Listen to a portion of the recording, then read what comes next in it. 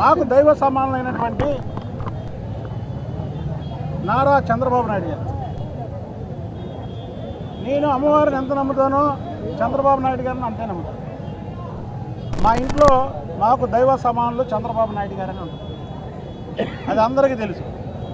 ఈరోజు నా పెళ్లి రోజు, మా పెళ్లి రోజు నుంచి నాకు బాగుంది కాబట్టి ఈరోజు పెళ్లి రోజున ముహూర్తంగా పెట్టుకొని అమ్మవారి దగ్గర పూజ చేయించుకొని ఈ అప్లికేషను చంద్రబాబు నాయుడు గారికి పెట్టడం జరిగింది.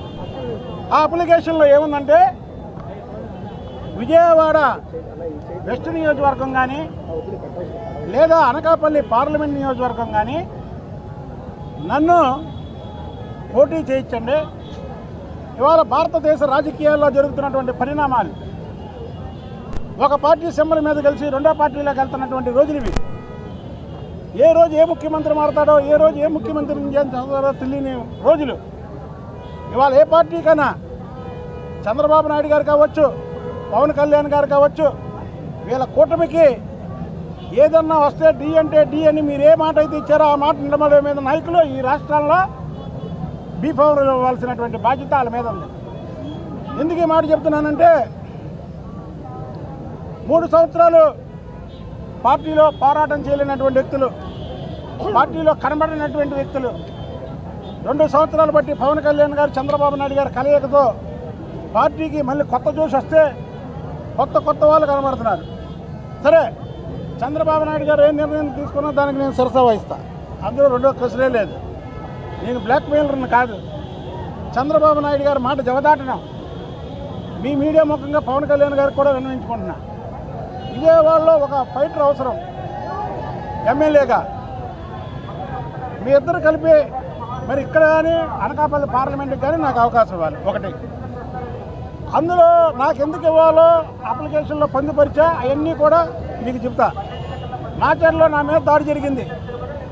ఆ దాడి చేసినటువంటి వ్యక్తి తురకా కిషోర్ నా చెయ్యి ఒక బొగ్గతో నుజ్జు చేశాడు. చేస్తే ప్రాణాలకు తెగించి కూడా మేము ఈ పార్టీ కోసమే పోరాడుతున్నాం. రెండోది, ఉమ్మడి కృష్ణా జిల్లాలో ఒక కుక్క కొడాలి నాని, వాడు నోటికి అద్దు పొద్దు లేకపోతే వాడు నోరు మోయించినటువంటి వ్యక్తిని నేను. అలాగే చంద్రబాబు నాయుడు గారు రిమాండ్కి వెళ్తే ఈ రిమాండ్ కరెక్ట్ కాదంటే సిబిఐడి వాళ్ళు నా మీద కేసులు పెట్టినటువంటి ఇది. యోగాలం పాదయాత్రలో అక్కడ వంశీ గురించి మాట్లాడితే మాజీ మంత్రి పేరుని నాని నా మీద కేసు పెట్టాడు. అలా ఇలా చెప్పుకుంటూ పోతే, అలాగే చంద్రబాబు నాయుడు గారి ఇంటి మీద దాడి చేస్తే ఆ రోజు ఇక్కడ ఉన్నటువంటి షాకాయిడ్ లీడర్స్ ఏదైతే ఈరోజు మా పార్టీలో జరిపోయినటువంటి పార్లమెంటు సభ్యుడైనటువంటి కుక్క ఆఫీసులో కూర్చొని తమాషా చూస్తున్నాడు కానీ టీవీలో వెళ్ళా. మేము మా ఇంటికాంచి వెళ్ళి ఆఖరికి నాకు రొప్పొచ్చి పడిపోయి ఆ విజువల్స్ అన్నీ కూడా ఉన్నాయి. అంటే ఒక మనిషి ఒక మనస్సు ఉంచోడానికి ఎంతకంటే గ్రూప్ ఇంకేం అక్కర్లా. రేపు ఏ ఆపదలు వచ్చినా ఏం వచ్చినా సరే నేను ఉంటుంటా ఈ కూటమికి. కనుక నన్ను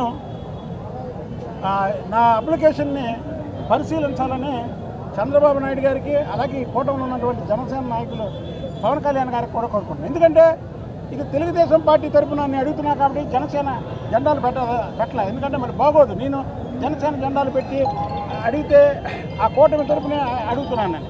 కాబట్టి మీ ఇద్దరికి విన్నవించుకుంటున్నా. అయితే ఇంకోటి, రాజకీయం తోట అయిపోయింది.